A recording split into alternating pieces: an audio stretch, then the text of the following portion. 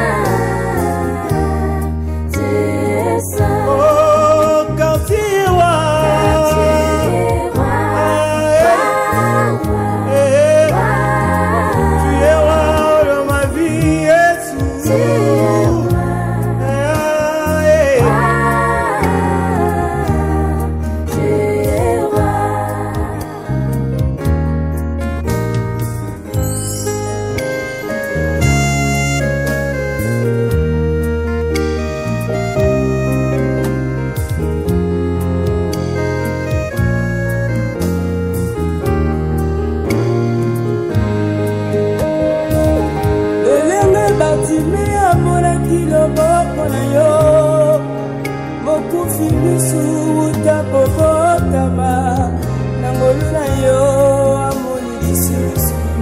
Fais des miracles pour moi Jésus. Fais des miracles dans ma vie. Miracles dans ma vie. Miracles dans ma vie. Seigneur, fais des grandes choses dans ma vie. Grandes choses dans ma vie. Grandes choses dans ma vie. Seigneur, je fais des prodiges dans ma vie. Prodiges dans ma vie. Prodiges dans ma vie. Seigneur. Alléluia. Yes.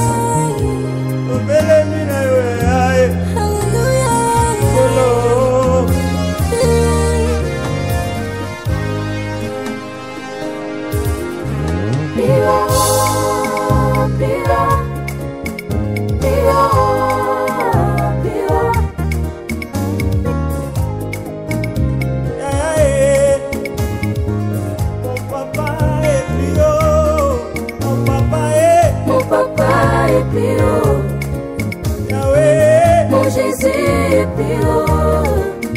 We are the winner. We are the winner. We are the winner. We are the We winner. are the winner. You are the King of We are the I praise your winner. name forever, my We Father. are Hallelujah. the winner. Tumakinda wanyi mwanda myande. Hallelujah. Udinzambi rumusomba mumyo yabantu. Udinzambi mpanazira wanye. Tumakinda wanyi. Zambi okwamba kubantu. Utumbishibwe. Utumbe kashiri nitendelele. Utumbishibwe. Utumba waluka kwana mukwabu zambi onye. Ka. Kanyi mukwabu ngambila myande. Wakondila myande simwe wanzambi mpandanshila. Mon papa est plus haut. Mon papa est plus haut. Mon Jésus est plus haut. Il est plus haut, à jamais il est. Mon papa est plus haut. Mon Jésus est plus haut.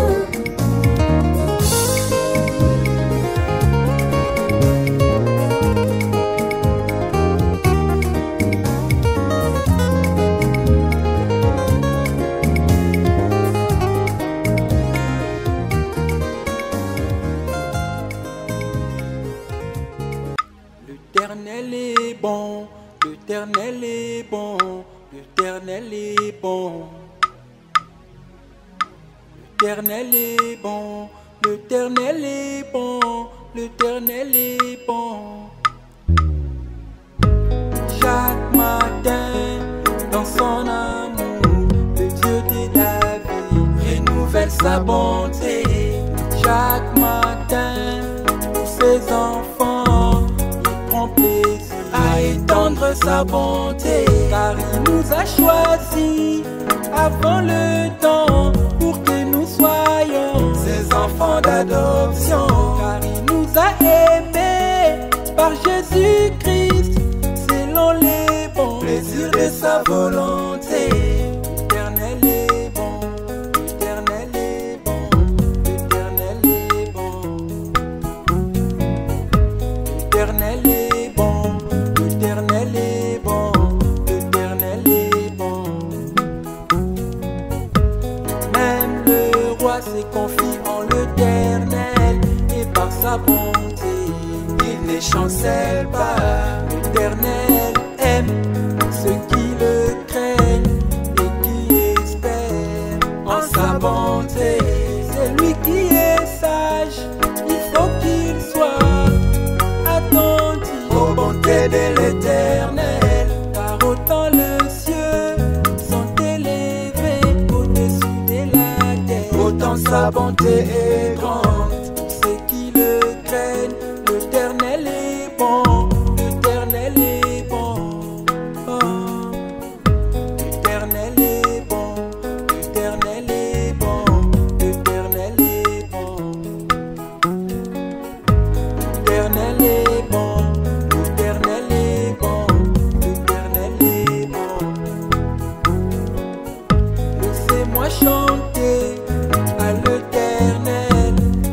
sa bonté et sa justice, qui délivre ma vie de la fosse, qui me couronne de sa bonté. L'Éternel oublie les fautes de ma jeunesse à cause de sa bonté. Il me pardonne pour ses souvenirs de ma pauvre vie. L'Éternel agit selon sa bonté. L'Éternel est bon, l'Éternel est bon, l'Éternel est bon. L'Éternel est bon, l'Éternel est bon, l'Éternel est bon. Je vais vous dire un des mystères de la bonté de l'Éternel. Souvent nous pensons qu'il n'y a rien d'autre et de plus grand que la vie. Mais la Bible dit que la bonté de Dieu est meilleure que la vie. Parce que nous appelons la vie aujourd'hui contient énormément de déceptions. Je vous en supplie, la bonté de Dieu n'est pas pour nous un acquis. L'Éternel est bon, l'Éternel est bon, l'Éternel est bon. L'Éternel est bon, l'Éternel est bon, l'Éternel est bon.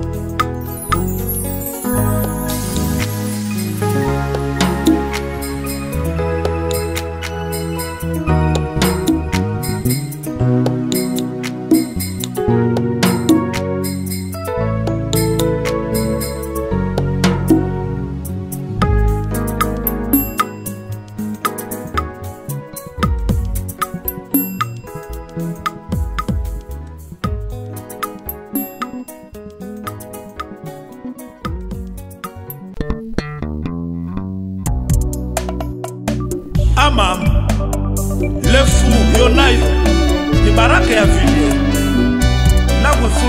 nagufumisha nanguyaga yo mwana mule munene kwa buturi Chandy Coq. Ah, mwalimu Océan. Nous vous avons dit que nous allons moderniser les Kiembadi. N'est-ce pas ça la modernisation?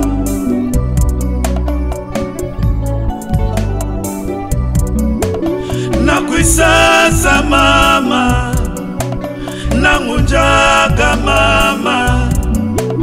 Nakuisasa mama, nangunjaga mama. Ndende mutue mama, ni mcha mundu kwenda. Ndende mutue mama, ni mkukwasha kwenda. Nokulongai, nokosai mama, nokosai ni jami. Leni butue mama, ni mcha mundu kwenda. Leni butue mama, ni mkukwasha kwenda. Lele ndo munjaka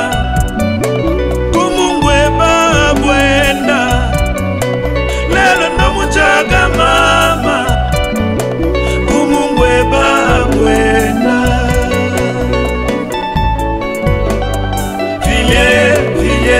Vile nyambi, ko wandumine, bonjeba, ko wandumine, bombenga.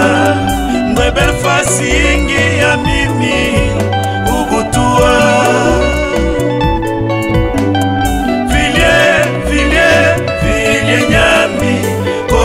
Ndumine bonjeba ko ndumine obenga mwebel fasingi ya mimi ubutua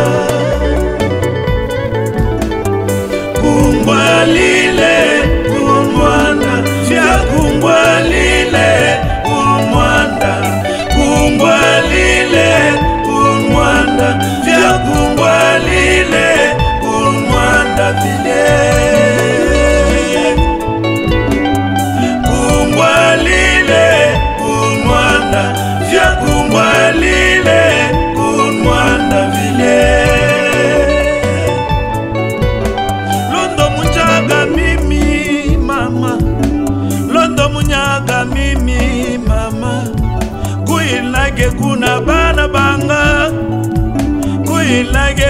na bana banga amama kumulila kumulila kwenda kumulila kumulila misinga mususa misinga mususa kazobe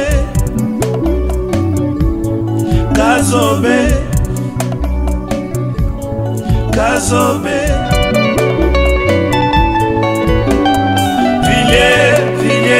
Vilye nyambi Kowa numine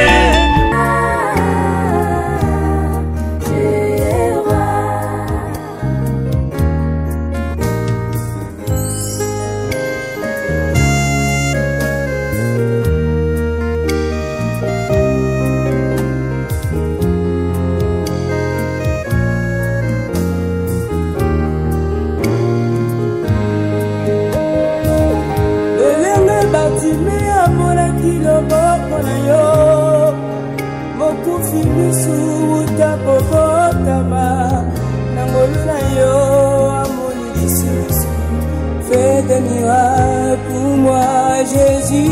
Fais des miracles dans ma vie. Miracles dans ma vie.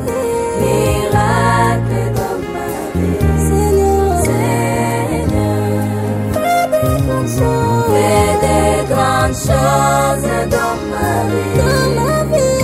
Grandes choses dans ma vie. Dans ma vie. Grandes choses dans ma vie. Seigneur, je fais des prodiges dans ma vie. Dans ma vie. Prodiges dans ma vie. Prodiges dans ma vie. Seigneur. Alléluia. Yes. Obele mina yo aye.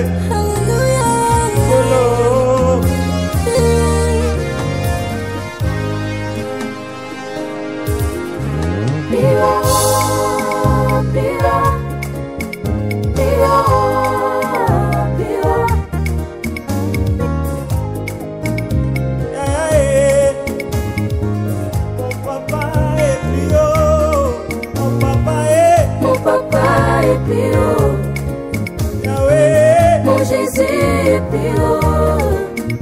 We are the winner. We are the winner. We are the winner. We are the We winner. are the winner. You are the king of We are the and praise your winner. name forever, my We Father. are Hallelujah. the winner. Tumakina wanyi mwanda nyande. Hallelujah. Udi nzambi rumusomba mumyo yabantwe. Udi nzambi mpanazira wanye. Tumakina wanyi. Nzambi okwamba kubantu. Utumbe kashiri nitendelele.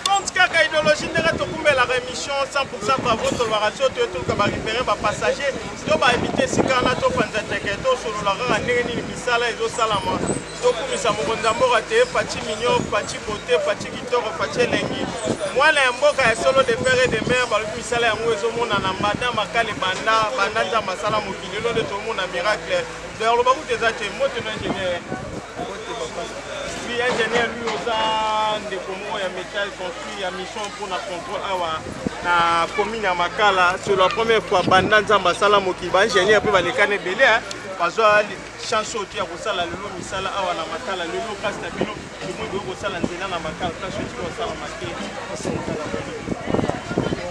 ezali ya trop parce que d'abord en soi nzela eza facteur moteur ya développement.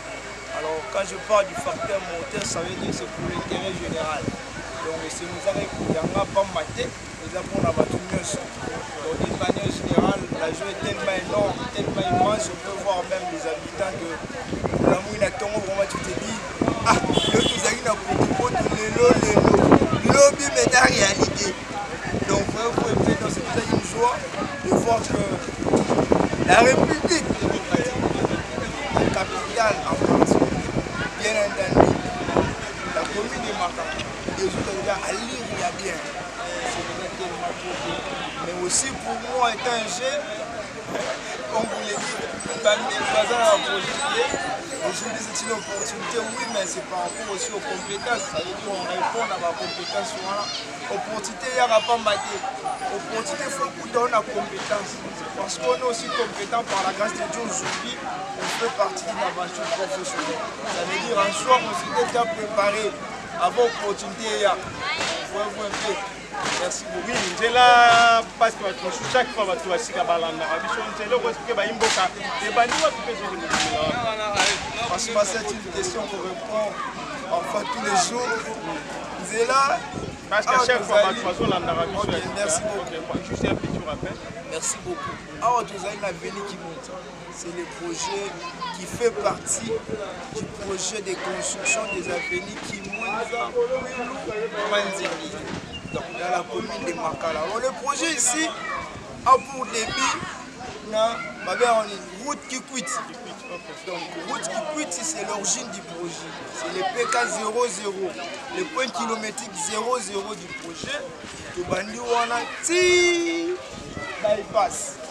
Bypass, là on est dans PK plus 460. Après bypass, on a aussi une continuité. Ajoute qu'il y a projet, et ça a un croisement qui moins à Manzengele jusqu'à l'université. Donc là on a, comment dire, l'ajout de 350 mètres. Donc si on prend 2 km 460 plus 360 mètres, c'est ce qui fait 2 km 810 mètres. Donc c'est un peu ça, bref, historique. Oui, Baimboka batala émission, Baimboka batala rebelle. On bien ce que tant Michel le Sala, ma vie nous besoin de confiance, vous préparez que dans le place sur la parking, il y a une liste de ma tout ça, les gars, tout ça là. Je crois que Nzela a une idéologie, l'impact. L'impact, il a vu le talent. Pour faire la part des choses, ici il s'agit d'une route à voie secondaire. Donc c'est une voie secondaire. Alors nous sommes professionnels, toujours ma précaution pour la Rosa Nzela. On ne peut pas dire qu'ici, tu retiens ma parking. Non, là c'est tout grave. Mais il y a des zones où ciblées qui demandent sûrement ma parking. Donc on peut voir, il y a des zones ciblées nécessairement qu'on a prévu les parkings, mais pas de partout. Parce que c'est une voie secondaire. Ok, réponse à Yozawana. Motuna Moussou César na Baimboka, Tomoni Bakanivo Bozo Sala Yango, la ciel ouvert tout. Parce que chaîne est dans ma partout, système à côté, ça a dit à boutique dans le ciel ouvert. Bon, et ça fait risque qu'on a baillé une balle à Bichon ou à la place. Moi, risque, moi, on a poteau, après une souche déjà, on s'en a fermé, je crois que ça ne posera pas un problème à l'entrée de chaque parcelle pour le espace pour la dalle pour nous servir habitant peu occupant et en prise Yanzela va chez Bamo facilement. Donc le caniveau il est déjà à ciel ouvert parce que si on les mettait à ciel fermé, on pourrait aussi les lâcher. Parce que nous avons plusieurs avenirs et comprenons l'usage de l'homme congolais. Donc risque des années, le caniveau coton de la boucher et le tirage va poser problème. C'est pour laquelle moi à ciel ouvert. Mais on a prévu les dalles d'entrée. À l'entrée de chaque parcelle, par exemple ici, c'est le portail de cette parcelle. Demain quand vous allez revenir, quand on finit les travaux, vous allez trouver la dalle d'entrée. Donc tout ça on a prévu. Donc on n'a pas prévu de le faire à ciel ouvert, mais on a pris quand même des précautions. Oui, ingénieur, lui, il est venu sur Canada, il parce que vraiment les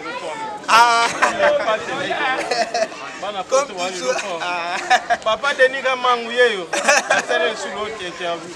Donc comme toujours, impact l'idéologie. Pour ça la vie sous confiance. Ici confiance c'est ça, assurance c'est ça que on matin na sous. Les autres baselons de bani le lobby. Confiance continue toujours on va arriver jusqu'au bout. Donc voilà un peu Oyasuka, là-bas dans Makala. Continuez à nous faire confiance sur moi, et ils seront contents. Moi, je suis comme aux Zonga. Tu es pas Makala, zone rouge, non, oui. C'est plus le cas. Mais oui, avec mon téléphone, autant pour la calme. Impact idéologique. Parfait. Donc, déjà par l'étymologie de la route, déjà par la pensée à route, la route veut justement ouvrir ce qu'on appelle les esprits des gens. Même si nous avons Moyibi, dans mon Inzela, comment vous arrêtez. Pourquoi? Parce qu'il y a un site de développement. Nous pouvons le voir sûrement. Nous pouvons le voir sûrement. Aujourd'hui, je marche avec mon téléphone. Pourquoi? Parce que c'est le moment de développement. Oh papa Morabi, 42 makale kombo peto. Biso pe banga makala kombo peto ndendela. Ya osagalande. OK, matonomi ingénieur lui. Matonomi papa. Merci beaucoup Toyambaki ingénieur lui azalaka toujours présent pour nous yalola la mituna la bino pe la mituna la biso. Proposera biso chaque fois émission toujours travailler. Tout ça toujours belle la commune ya makala na direction qui moins misala les salam avec impact na idéologie. Nous continuer toujours na tonton Momba avec impact na idéologie. Obengami na kombo nani? Ah papa tozali wapi précisément? Direction poto bima rond-point Ngaba. Direction ya nini Kimwenza. Kimwenza. Lelo tozomona awa esali ba régime ebele ya Mobutu 32 ans, Kabila 18 ans. Nzela yotika jamais kotongama. Lelo tomoni grâce ya Fachi Beto mwana mboka.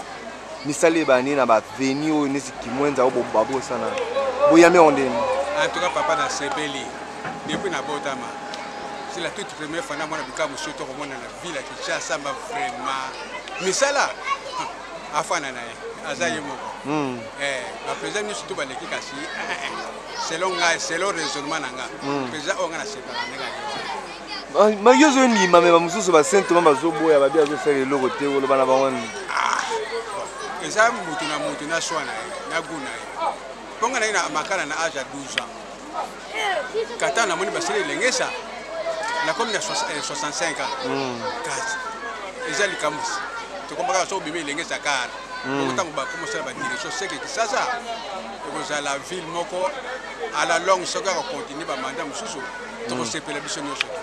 Mais nous avons mon avantage sur la mission, c'est là bas ça va niveau gauche droite population puis azana devoir na yako soit full te ko boka na caniveau ko soit kopal te ko boka ba chasser ko boka quand et retourne na caniveau ma ele kate ko bomanzela conseil no pesa na population. Na pesa la population ba au moins les messieurs les arosala baza raté na bitide arazo full na yake ko boka pesa boka matiti ba baza ko boka ba caniveau ba pona ba nie ba masuba en tout cas et c'est sapé président de la République tepo azaro sa misala na biso ko luto batela ba terrasse na po salité kota ka boko lo banina mokonza mboka on a na gouverneur pas à côté na vision na ye gouverneur na biso Daniel Bumba. En tout cas, le ministère va au papa. Les personnes vont longonia. Santa Moutombele. Toba, elle est mandée à la terre à sa mission. Ngagou na bien.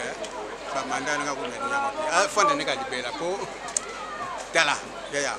Azaka le président la ninga. Merci moi. Ata ba Mobutu ba salaki ba nani ba yaki. Na onga na moni avant na kufa. Onga na moni na biso dans 5 ans, il cherche au changer capital monsieur ko charge. Merci ndo ya nwe mitona biso moko la mpono. Merci. Bakunde bozala ke bele pour la émission 100% travaux auto soutenir ba bonne chef de l'état Fachi Beto et gouverneur Daniel Bumba na ministre provincial ya travaux publics Alain Chilungu. Tozala ki na plaisir à présenter émission 100% travaux le long na commune ya Makala na direction Kimwenza wapi misala ezo sala mabongo mino moko déjà ndenge misala betem feeling avec impact na idéologie bomoni de la démolition ya banda ko ezala ki ba maison en Chine to bengara mais le grâce à mokonza mboka de lo soza déjà na simananga jeunesse ndo biezo bimelande awa to ba to la tchabino le lo to banda kikuti ko bimana bypass ya mwana simananga bomona miti ko tana ndo nzela Kimwenza ezo bimelande awa donc longoli na mokonza mboka to mituni boma 18h ne ko Kabila 32h ne ko Mobutu est-ce que ça rate pas c'est lui qui université za ki na mbouteillage je représente na mbouteillage c'est le rôle des engorger route université za les yango mais le lobotana grâce à moi et à maman Marthe Fati Beton de tous mon réalisation à Kitoko Boye longoni na mokonzi mboka vraiment eux la tsakolingi ba congolais pour nous bimisa banzelo pour nous kanisa na 6 ans pamba ko fungola banzela ya bodo ko zaka mwana ya mboka pour comprendre ngai donc lelo vraiment chose na bypass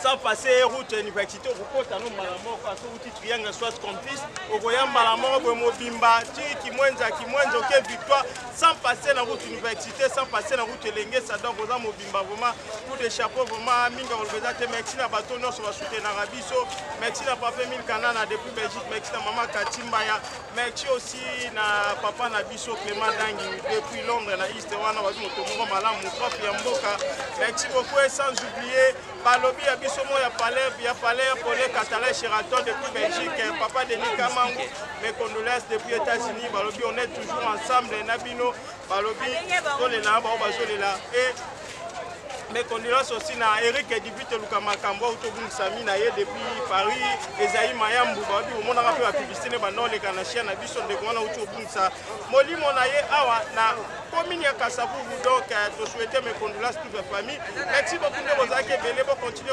pour aimer pour partager pour l'émission ndenge ka loba na bien nzela ki mwenza yango yo bandi entre na biso za na kikwiti de ba PK0 et bandi juste na kikwiti na ki mwenza wana continuité pe finition nango yango nzela bo mona ba demoli ba maison bobo donc sortir nzela yango zo ya ko bimilande awa o etikala jamais ko sala ma 18 ans Kabila 32 ans Mobutu ba passer te menzelo ezala ka makala pe zalaki mais le grâce à Fati Beton de to moni ba réalisation ya kitoko merci beaucoup to kutani malasimba soki nzamba